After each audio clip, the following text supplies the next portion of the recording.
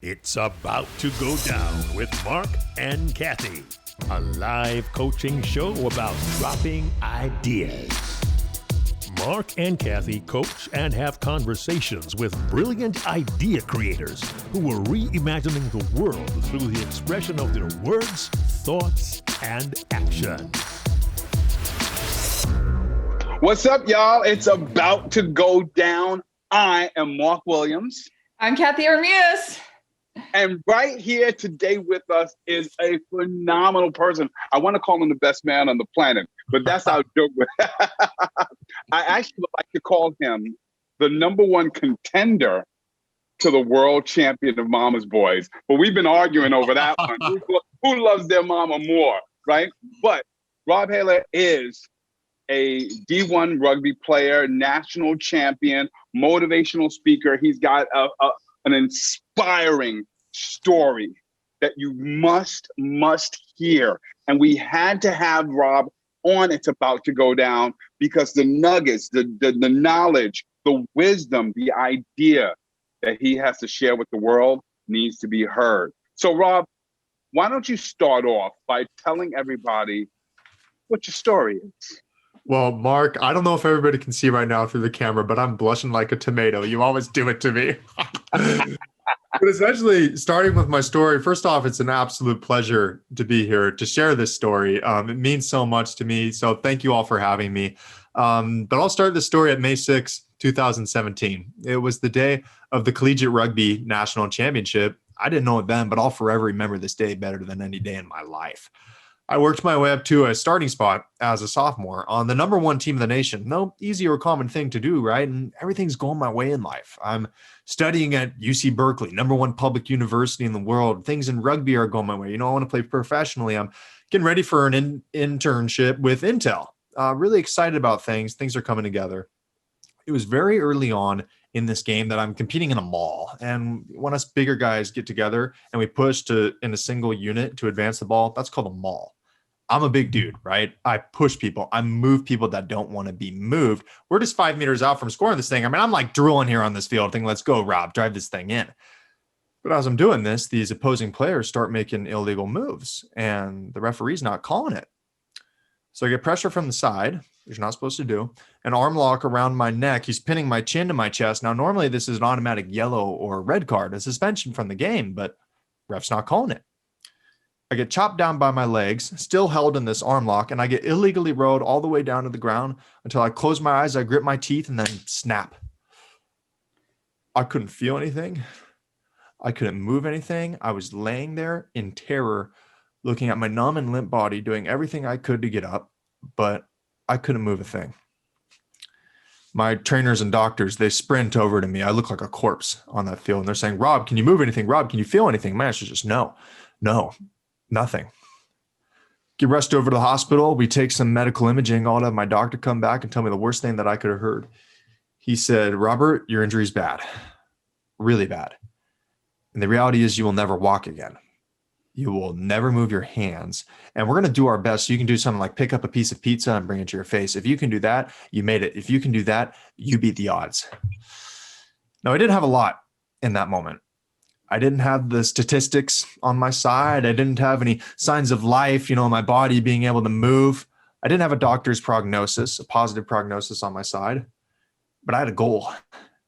I had belief. And that was belief was I was going to give everything I had to get absolutely everything I can get so that one day I could stand up out of my wheelchair and look back on it and kiss it goodbye. So I went into my surgery. I went through a life-threatening phase of pneumonia, not being able to swallow, fighting through that. Years of rehab. I'm on day 1,377 now. And after 1,377 days of working my butt off, I can now stand up out of my wheelchair on my own into my walker and walk up to 300 yards, doing the impossible. And you know what the doctor said about picking up that piece of pizza? Well, I guarantee you I'm shoveling pizza down, all those things. They're going for me in life. And it's become my new passion and purpose to share this story as an inspirational speaker. So that's what brought me here today. It's such a pleasure to be here. Oh, Rob, gosh, I get the chills when I hear your story again. And, whew, like being an athlete, I can hear the crunch, and I can like smell the sweat on the field, and I get myself into that spot, and I can't even like imagine what you went through. It's such a incredible. It's such a powerful space that you're in. And I kind of wanted to start with the audience too, and let them know what you're right. Cause you've been speaking on this now, which is awesome. And I love that you count the days. What'd you say? How many? 13 what? 1377 and 1377. I love that. 7's my favorite number. So this is great. 77. But your idea that you talk about and kind of how you frame it up is from paralyzed to powerful, right? Right. And so for us, in order for us to kind of, Marc and I to kind of get in, and you're already doing this, which is cool. So to anybody watching, this is a space that Marc and I love a lot. We're talking to you and you are already out there spreading, this positivity in your message. So we just kind of want to get in there and, roll our sleeves up and get our hands dirty on what you talk about, and see if we can kind of peel back some layers and add some more power and oomph to your idea. So tell us a little bit more about what you actually speak on, and what's your idea? Like, what do you give the audience? What do you have them take away when you speak about from paralyzed to powerful? Mm-hmm. So first, unboxing the title of that speech, Paralyzed to Powerful. When you look at me, you can see my challenges. You see a person in a wheelchair. You see someone who has to deal with a lot of adversity every single day. That's just the nature of my challenge. The reality is that every person in this world is going through something. Every person in this world has challenges, and whether you can see them or not, the approach to overcoming that adversity, I think, is pretty universal. And the things that I've used to go from paralyzed to powerful can help others go from paralyzed to powerful. And I'll talk about that one word, paralyzed, too. Just like how we all have challenges, I think we're all paralyzed by something too. I am paralyzed physically. I can't move my body like I used to be able to. But I think a lot of people are paralyzed mentally, emotionally. And these tools that have helped me to go on that pathway from paralyzed to powerful, I enjoy sharing them to help others overcome the challenges that they face in their lives. Some of these tools, phrase I use to help us practice perspective, compared to what? This idea of forgiveness, focusing on what we can control and taking the power back in our lives, having a mental diet. That's something we understand with the physical diet, right? But we're being that intentional with our minds and living a life for others. These are some of the things that I talk about, share with corporations, sports teams, anybody who's going through some adversity, to share my experiences with them, help them overcome what they're facing in their lives. Wow. And Rob, and there's a question that Cathey always loves to ask, but I'm going to steal it from her and ask it anyway. I'm wondering about the times when you speak to people about your message. Yeah. And you're coming to the end of the message. Mm-hmm. And you say one last thing that encapsulates what your idea is for people. What's that last sentence? It's that what happened to me on May 6, 2017 might be the best thing that ever happened to me. It's that challenge is an opportunity. Success does not come without hardship. If I wouldn't have never been paralyzed, if I would have played rugby and just gone on and won that national championship and raised the trophy like I deserved, I would have had a great life. Things would have been well. But I don't think there's any way that I'd have the meaning that I find in my life now. Because this challenge happened to me, and because I've chosen to embrace that challenge and fight it, I have been able to inspire millions of people. Yes, with an M, millions of people. It's unbelievable. Change lives. People saying, Robert, you have touched my heart. You've touched my soul. You've changed my life. I wake up with a new sense of gratitude every single day because of you taking on this challenge. Some people saying, I'm alive here on this earth today because of you taking on that challenge. None of these things wouldn't have happened if I didn't break my neck. Now, I'm not encouraging that anybody goes out there and breaks their necks, right? That's not the point. The point is, in this going from paralyzed to powerful, I can share these tools, I can share these experiences, but I want people to be able to identify the challenges that they're going through and see them as opportunities to get stronger, opportunities to help other people. That's what I want people leaving with at the end of that speech. So at the end, that's what you ask for, is kind of look for that opportunity to be able to go through something hard and be able to turn it around, right? Right. I'm curious on this one thing, because this is always a challenge. And Rob, you might not know this about me, but I'm such a psychology geek. And so I'm always like, part of me is always like, things are sometimes not as intuitive as you would think. And you would think that you could tell somebody a message and people should digest it the way that you said it or the way that you intended it. But the truth of the matter is we hear a lot of things in life, and a lot of things are in what I would call like the neutral zone. We hear a lot of things, and we've heard a lot of motivational speakers. And so I think the challenge is always like getting somebody in that, like really getting them in that mental space where they're like, yeah, how actually am I, mentally or emotionally or spiritually paralyzed? Yeah. Like, what are you doing in that? What are you doing to get them in that space, before you could even deliver that message at the end? Yeah, be really vulnerable. I'm sharing the deepest stories of my life. I'll share one that's very personal to me, especially in these last couple of weeks. And it ties into that kind of last principle I was sharing in that first rundown, living for others. So maybe I'll just talk about living for others right now, actually, because that's so important. When I first got hurt, I wanted to walk and get better for myself. It was a selfish desire that motivated me. And I don't think that's necessarily a bad thing, right? To want to walk and, improve just for my own, well-being. But that all changed pretty quickly. And when I was telling you about those stories and those messages that I've heard before of saying, Robert, you've touched my heart, you've touched my soul, you've changed my life. There was one in particular that really stood out to me. Now, I'm a rugby player, and during the summers I would come back in college and coach youth players at my local high school where I learned to play rugby. And I'm sharing in this passion that I have in life, giving these, abilities to these other people that they can go out and, sharing that passion with me. And there was this one kid at that camp. His name was Talon. And he was kind of one of the smaller campers there, but like the kid had heart, it was just someone that you would root for. And I remember like I'd pick him up and I'd be like bobbing and weaving between these 10-year-olds to like get him to go score and stuff like that. And we shared a bond. And around the time I got hurt, my high school, which is a Catholic high school, was hosting a prayer service for me in my recovery, praying for my healing, praying for my strength. And on that same day, my father showed me a photo. That's a young man, kid. And his hair is very thin, white, and his skin is pale, and, his body, it's a, skeleton of a human being. And this kid is Talon, and he was fighting with cancer. Mm-hmm. And in that post, the mom made this post, and in the caption, it was talking about how, Talon and I share this bond at the rugby camp, and he's wearing his Jesuit rugby shirt. It's his goal to go out there and, once he's done fighting cancer, to go play rugby because of this, passion that we both shared at that camp. And, but couldn't be there to support me at this prayer service, and wanted me to know that he's rooting for me and supporting me. But he has to be, going through his chemotherapy treatments, but left that note saying, Robert, keep fighting and keep smiling. Your strength helps Talon too. Now, when I read a story like that, and I tell you what, tears coming down my face, I realize that everything I do is not about me.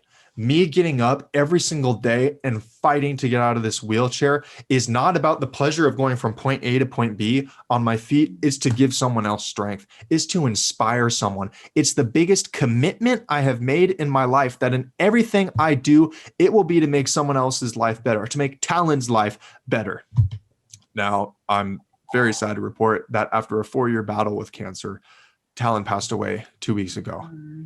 And Talon died a winner, and Talon died a fighter. I will not forget the things that he has taught me and that commitment I made to him and others to wake up every single day and help them fight better. So getting people engaged in these speeches, I mean, how can you not be engaged? How can you not be forced to reflect on the things that you're going through in your life, these personal stories that have gripped you to go out and make a difference in this world? Talon's story has greatly affected me. I hope that by sharing it, it can affect everyone else's life that I'm able to touch. I'm sure that it does. And, it raises a couple of thoughts for me, Rob. Yeah. You have an incredible story. You're an incredible storyteller. Cathey, I'm sure you agree, right? Just your story, the story you just told. I'm wondering, for the people that you're speaking to, the people you want to share this message with, yes, you come from the perspective of being physically paralyzed. Right. You also spoke about how people can be mentally paralyzed, spiritually paralyzed in so many different ways. I wonder how often you do, and if not, let's talk about this, how often you turn the tables from your story and give your audience the opportunity to think about, how am I paralyzed? Because that's what you just inspired me to think about. How am I paralyzed, right? And then at some point, exploring the idea that once I've identified how I'm paralyzed or how I'm challenged, now how do I look at that challenge? How do I take that perspective of being paralyzed and challenged into an opportunity to help other people? Because Cathey, here's the other thing Rob didn't say, and he sort of said it, but when I read your story, Rob, when I read that you said being paralyzed or having that accident, that you wouldn't take it back because it is now giving you the opportunity to help people in a whole nother way, that blew my mind.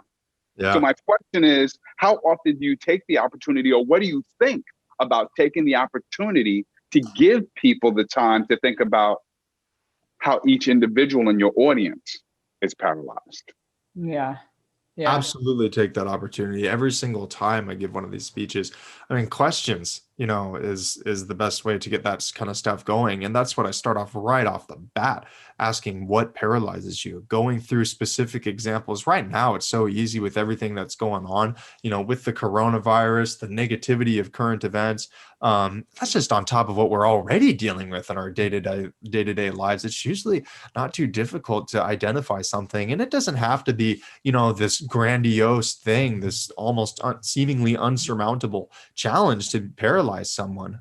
You can just be a lack of motivation, that's paralyzing. Something that's just, really small that can be paralyzing. Gosh, I know sometimes my phone will run out of battery and I'll forget the charger at home. And I'm just pissed off about it. And it's paralyzing, and it paralyzes my positive state of mind. It paralyzes me from, keeping my eyes up and enjoying stuff. I mean, it's such a relatable moment. We've all been there. Someone cut you off in traffic, little tiny things. Those questions are easy to get going. And then, tying it back to this vulnerability, when I can share a story from my life and others' lives that I've experienced, I think it helps other people to do some internal reflection. And it's always, ending those sections with those questions, asking people to reflect, how does this impact you? How does this relate to you? Those kinds of things are real opportunities for these people to look inside themselves and their own experiences. Rob, since you're pro and you're doing this, I'm going to give you some feedback that's a little bit deeper than I might give somebody else, because you're already doing this. And I think it's good. Marc and I are both nope, we're going to challenge you in this area. Because I think one thing psychologically that people forget all the time, and think about everybody you talk to on a daily basis, people forget that there should be a really good I-you balance in life. Less of I, more of you in conversation. Yeah. The reason we get bored when we hear somebody's vacation stories, it's because oh my gosh, I went to this amazing place and I did these things. And the person's awesome. Great. I'm so glad you went to Bali. What. But I think it's really critical. And this is an advanced kind of technique. I like to call it kind of popping out of your story. I think you have these moments where you can invite the audience in and they can be part of your story, and Marc, you just tell everybody, hold our calls, huh? Marc's oh my gosh.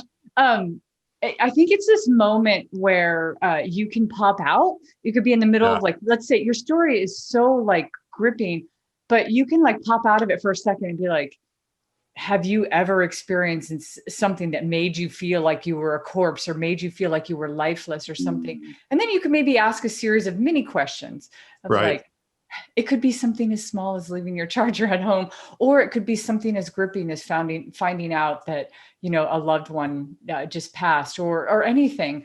I think, Rob, you have these moments more where you can actually break through the wall of here I am, here you are. And I see you, you're with me, even if it's in this space here where it's online, or you're live in front of an audience. But So the first thing I would do is really challenge you in there, and because your story is really, really, really powerful. But I want to this was a study. I want to remind you of something. Like, so there was a PSA, a public service announcement that was done in the UK, and it went viral. Like, it was super viral because it was just simply made. There was a guy sitting, he was sitting down on a chair and he was pretending to drive a car. His wife and his daughter were on the side, and they have these moments where they're smiling at each other. And then all of a sudden he looks back and there's shock in his face. And then everything goes into slow-mo, and his daughter and wife are running towards him. And then the wife comes around, she grabs around him, the daughter grabs around the waist. And then he goes, and then all this like glitter flies in the air. They never say a word. And then at the end, they just say, like, wear your seatbelt, like people, saves lives or something. The reason it was so powerful was because I don't know how much time they spent on this, but those other PSAs where you see somebody texting and then like their glass hits the face and blood's flying everywhere, crash scene. Our first inclination, our survival inclination is to go, ooh, that's really bad, but that would never happen to me. Mm-hmm. So I want you to keep that in mind when you're telling your story, is that people just naturally get into that space. Oh my God, Rob, that sounds horrible. That would never happen to me, though. That's not going to happen to me. And so that's just our natural state of mind. I think what worked really well with this PSA, and is what I want you to consider from now on, is like everybody that I've ever shown that video to when I'm speaking, I'm literally watching everybody else cry, because if I watch it, I'll cry. But everybody can picture themselves in there, because either you're the dad and you're the one that people love you, or you're the loved one and you somebody that you love is there. So you could put yourself in that scenario. Yeah. So I just want to challenge you to like get them way more in that psychological state where they can put themselves into your space and not just listen to your story and go, ooh, that's horrible. And yes, I can relate to leaving my phone charger at home, but you can't compare the two. So, so anyway, that's kind of my thought, the IU balance. Think about that. And I'll say, Cathey, that the entire thing is not really focused about me. It's focused on them. Yeah. What are their challenges? What paralyzes them? And, there's like an IU balance, but I really try to keep it as like a we balance. Yeah. I love that. We're all trying to overcome these challenges. Yeah. That's really good. About another one of these principles, like I said in the beginning of the speech, compared to what? That's been very important to me. I think all the time that we compare ourselves, we compare ourselves often, to people who got it all in life. People got everything going on. We look at them and we compare it to what we're going through and think, my life sucks. My life is absolutely terrible. But there's plenty of situations out there, like the story of Talon. These people who are battling through cancer, people who are losing loved ones, people who are fighting for their lives themselves, people over in, third world country living in terrible situations. When we look at that, and compare it to what we're going through right now, and to use that saying, compared to what, it helps us access that perspective, when we're saying, oh man, I'm so tired, but compared to what? There's people working 3 jobs right now, oh my gosh, like this is I'm really going through a lot right now, but compared to what? I still have my family with me. I still have my own life. I still have all these things that I can be grateful for. So yeah, absolutely. IU balance, so important, something that I really do try to be very intentional with, and like using that we thing, keeping the focus on, their challenges, how they can overcome their stuff. But, these principles that I've learned in life, I don't have a bunch of letters after my name. I don't have a bunch of degrees on my wall. I have my experience with overcoming paralysis, and it's taught me a lot, and these tools were brought out of those experiences, and I do my best to relate them to their stories, their challenges, what they're going through. Let's move with let's continue with this theme for a second, because I wrote down a couple of things. Like, yes, Cathey's right. Like, how do you bring that eye balance in, right? And I thought, how do you make this interactive, right? Because this is not just an opportunity to deliver a keynote address, right? You stand up there for 45 minutes, you amaze them, you inspire them. But there's also an opportunity, especially in this virtual world, and we'll get out of it at some point, but there's an opportunity now and a call for us to be even more interactive. So I'm thinking about beyond asking people, you know, how have you been paralyzed, or how you can, like, giving people the time to now process that thought. We talk a lot about rhetorical questions. I think at this point, we have to now start moving beyond rhetorical questions and make them interactive questions, and give people 5, 10, you know, maybe not 10 minutes, but 4 to 5 minutes to really process and think about that. You would inspire me. I would love to sit in your audience, be hit with this statement, compared to what, and then be given the time to think about somebody I know who's going through a rougher time than I am. Because you're right, we tend to look at the celebrities and everybody who's got this. We don't necessarily spend the time thinking about people who are probably very close to us, probably next door or down the street, who are going through a rougher time. And so making your talk even more interactive by asking people those questions, giving them time to think about it, and maybe even time to share, I think can make your message even more communal. That's what's been on my mind. I'd love to get your thoughts on that. I 100% agree with that. And yeah, I think it is a really unique opportunity in these virtual sessions too.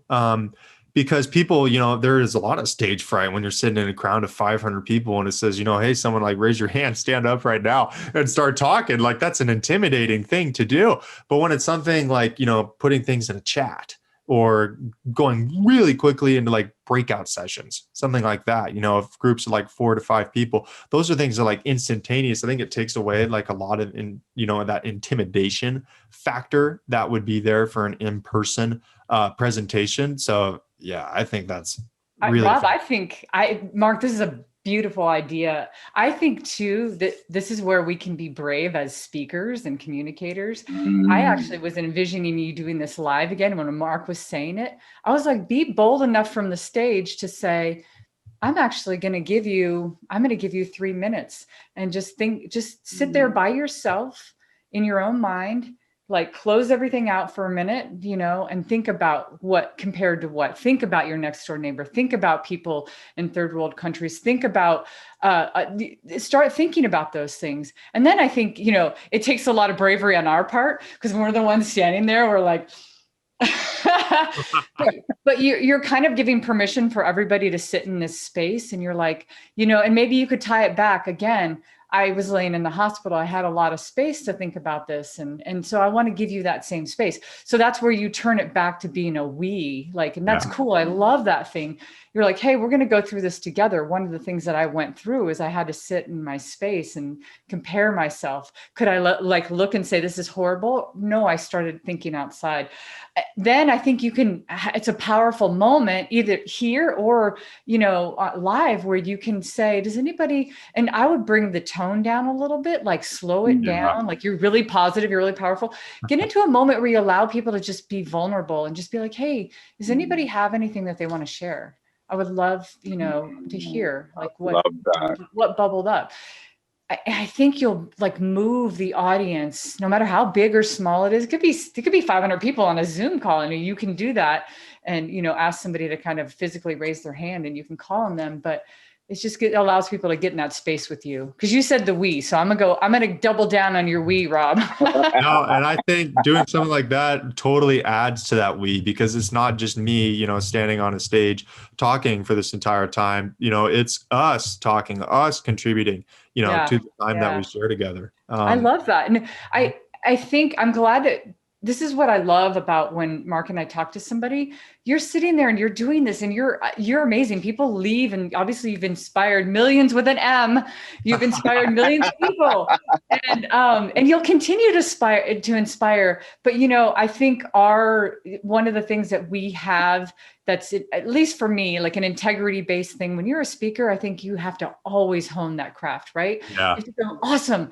I inspire people, and I can't let that get to my head. Like, how can I make it better? When you were playing rugby, how can I be a little bit better? How can I be faster? How can I be stronger, harder? And so I love that we're in the space. We're actually in a space with you that we don't get with people sometimes. First time we have a conversation, we're getting a little deeper. And so I love this. Absolutely. I couldn't agree more. 100%. You are So, incredible. Rob, I think, you came full circle, and Marc, I'm so glad that you pointed it out. You're so brilliant at that. I love that. Marc just sits there and then all of a sudden he ninjas out like the thing, and I love that. It's so good. But you're compared to what? He's like, don't over compliment me. You're compared to what I think was that thing I was looking for, at the beginning when I was like, oh, how do you get people in that mental state? And so I'm glad that like Marc put a big spotlight on it, because you were already naturally doing it, but I think you have an opportunity to go a little bit deeper on that. And I do think that really breaks down that wall. And then people are sitting in this space with you, Rob, and they're like, oh my God, I'm here with him. And, and then hearing other people, oh, I'm here with her and him. And I'm getting all of this, I'm sharing in this, but yeah, I love that. Absolutely honest. And there's plenty more little gold nuggets, and things and principles that are spoken on and stuff too in these presentations. Yeah, you talk about forgiveness. Can we talk on that for a second? Yes. Oh, yeah. Talk about what it took to forgive. That's hard. Like that's something people don't naturally do well ever. Like we're just not good at it. And it's something Rob, take us back to that story of forgiving that other player. Yeah. Forgiveness, like you said, Cathey, it's something that, many of us don't do well, but it's something that all of us have to do. And I certainly did in my experience, because what happened to me was not an accident. It was the intentional actions of another human being on that field to break the laws of our game and break my neck. That's why I'm in this situation today, because of what he did to me. And you can, when I was looking at pictures and videos of someone wrenching me down illegally by my neck, causing everything I've gone through today, I wanted to be angry. I wanted to hate that person. I maybe wanted that person to hurt like I've hurt. And 1,377 days later, this guy has not reached out to me. He has never said he's sorry. But I will tell you this, I forgive him, whether he's sorry or not. I realized that the more hate I gave to this person, the more I focused on what he did to me, the more power I gave to him and the less power I could give to myself. And just like all these situations in life, even, for me, it was my paralysis, but for many of us, it's the stress of COVID. It's kids doing remote learning and they're running around and they're annoying you and stuff like that. You're frustrated at the world. You're frustrated at the universe. These situations, when we focus on that, and we don't focus on what we have to be able to forgive those situations, So I encourage everyone, think about those people that you need to forgive. Think about those situations you need to forgive and let go. Because by choosing not to make that decision, the only person that we're hurting is ourselves. Forgiveness, such an important thing for us all to access in overcoming our challenges. Yeah, Rob, when we talked to you before, you had this, and I want to put a point on it because I thought it was really good. I feel like there's a concept there with forgiving, and it kind of starts with like, you said it now, like you're making a conscious decision to forgive, right? Yeah. So if we were to call this the forgiveness cycle or give it a name, like I feel like you can really highlight this and give it a concept name, right? I don't know, the forgiveness cycle or whatever. But the first one would be like, I wrote down, the first part that you said is the decision to forgive. You make the decision. Your heart's not really there. You want this guy to hurt. You're like, oh, but it's also ripping me apart. Then maybe the second one is like, I'm not feeling it, but I'm doing it anyway. Yeah. And maybe the third one is like, oh, I start to believe maybe I can forgive. And then maybe the fourth one is forgiveness is kind of achieved. And maybe the reason, like maybe it's a cycle is because maybe you think you've achieved it, and then maybe you get angry all over again. Has that happened to you? Like, I don't know. And then you have to kind of go through the cycle again. I did, but I have truly reached an end point in terms of this process. But I think that's an incredible point. Yeah, it is like, it's a process, and it's even in cycle. It's definitely not a never ending cycle. Because like I said, earlier, and I should elaborate on is, I really didn't want to forgive that guy. Yeah. On those beginning stages, I was really, really angry about what he did to me. But I did just consciously in my heart know that by holding on to that animosity, the only person I was hurting to myself. And when people asked me, what do you think of that guy? I said, I forgive him. I wish him well. Now, in my heart of hearts, I truly didn't want to forgive him. And I didn't want to wish him well. I wanted to be angry at that person. But as I continually made that conscious decision, that real intentional effort to say I forgive him, to let my actions determine my feelings, not my feelings determine my actions, over time, that animosity went down. That hatred and focus on what he did to me went down. And as I continued to make that statement, I do forgive him. I do wish him well. I meant it more and more and more to the point now where, I don't even give this guy a thought. I've totally moved on in my journey. But yeah, you're right. It really is a process. It's not just, forgiveness as a concept. It's forgiveness, as an action, something intentional. Yeah. I think again, thinking about advanced technique, I think that might be another really powerful area. And you have firsthand experience of something that you could easily, and nobody would be mad at you. Rob, nobody would be mad at you if you're like, I don't forgive this guy. Nobody would be like, oh, you're such a jerk. No, we'd be like, I get you. Yeah. Right. So I think that's a powerful tool to give your audience.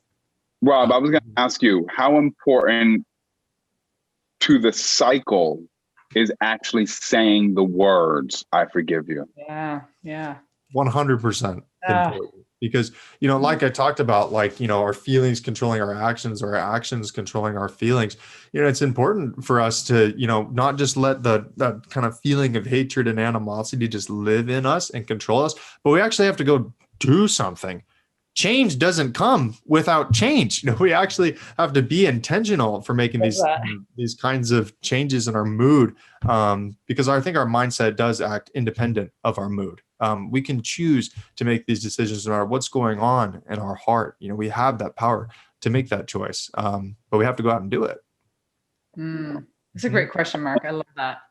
Yeah. Well, I was also wondering, beyond saying the words, I forgive you, were there any actions that you took to help you with forgiveness? My gosh, my faith. My faith has absolutely helped me. I'm born and raised Catholic, and obviously forgiveness is a big part of that faith. Going to church every week is something that I've been doing. I pray constantly throughout the day. Now I don't want to be here saying that, y'all need Jesus to forgive people. Y'all need Jesus to overcome your challenges, because that's not the point. But for me, it was something that kept me grounded. So I think just everybody having some kind of higher purpose in their life, doesn't need to be God, but something they have that's bigger than themselves, just an appreciation for humanity. That was an action that helped me. I know. That's not something I've actually talked about before. So that's a really interesting question. I'm gonna throw it back to Cathey and say, Cathey is the concept queen. Concept queen. I love the forgiveness cycle. I don't know if that's the title you're gonna settle upon, but if you settled upon it, it's a good thing to settle upon. I love it. The cycle.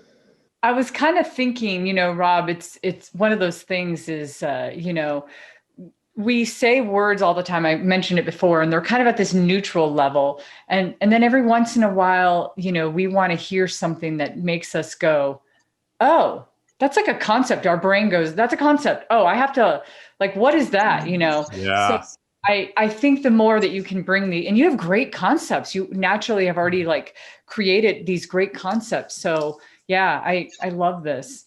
Well, kind of wrapping it up here, because wow, we actually touched on a lot. I mean, there was so much. Rob, tell us since we started talking, and you've done this so many times anyways, what could you take away from today and go, oh, I definitely am going to start doing this, or how has your idea become better in our conversation?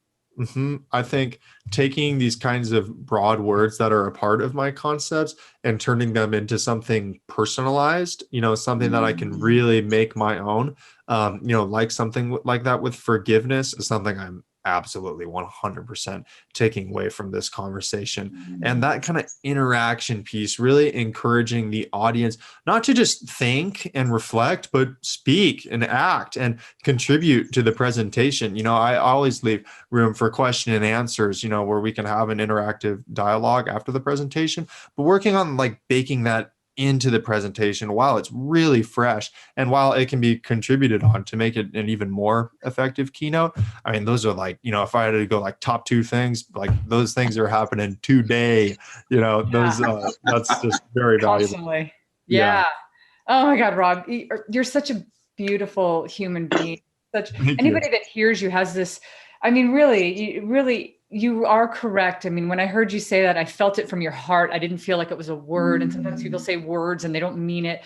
But when you said you wouldn't give anything to go back and change it, I really felt that. And I really appreciate that you do give this beautiful gift to other people with such a beautiful smile. And you come at it and you make me think. So I start running through your talk and I was like, I'm thinking, okay, what's paralyzing me? Okay, maybe I need to stop and go compared to what? And then when you get to, then you've already like warmed me up for the big hit, which is who do I need to forgive in my life? And is it myself? Like sometimes it's yourself. And so I think to me, that's a trifecta of amazingness that you can give. So I just, for me, those were the 3 components. If you kind of ran me through that, I was like, oh, so thank you for sharing with us and with the audience and with millions of other people that have seen you and the millions more that will see you, Rob. And just kind of closing it out, how can people like find out about you, get in touch with you? Like what would you point people to? Yeah, well, so there's multiple avenues, everything on social media, Twitter, Instagram, LinkedIn, Facebook. There's not a lot of Robert Paylors in this world. So it's a pretty easy. That's not a common name. To be able to find me, on my website, www.robertpaylor.com. The reason I wouldn't go back and change what happened to me on May 6, 2017 is because of this speaking career. It's being able to inspire someone. If I didn't have this ability, an avenue to inspire people, then everything I would deal with would just be hard. Everything I do, from getting out of bed to, being able to feed myself, stuff like that, that's hard. But all of it is worth it when I'm able to give this inspiration to other people. So I encourage everybody who's been inspired by this story, please connect with me. Please reach out to me. It keeps me doing what I'm doing. It's the fuel to what I do. But thank you both so much for having me today. I'm just forever grateful and have a lot of key takeaways that I know I'm going to take out into my life. You are a phenomenal person. I want to, before we let the world know how they can get in touch with us, I started off by saying you and I compete to be the world champion of mommas. I love the story of when you were in the hospital, your mom never left your side. Nope. I was never in the hospital like you. I don't have that same experience. I can only imagine that my mom, may she rest in peace, would have been sitting right there, right by my side. But you remind me of that higher power you spoke about before. And that's one of your higher powers. So from 2 world champions of Mama's Boys, we want everybody out there to remember their mamas, okay? All right. Yes. And the other thing that I want to share with you is I want to thank you for the significance of reminding us about the challenges and the opportunities. Cathey, when I met Rob and he talked about how he counts the days since his accident, I was inspired to walk every morning the same number of steps as those days. So I took my 1,377 step this morning, right? Not for endurance, not for fitness, but simply for inspiration. And Rob, Cathey and I thank you for your inspiration. We thank you for the opportunity to have this conversation with us so that we can help you to reach more people and take them from paralyzed to powerful. And for anybody else out there who has an idea that they want to drop on the world, send us an email at marcandcathey@gmail.com. That's MarcandCathey.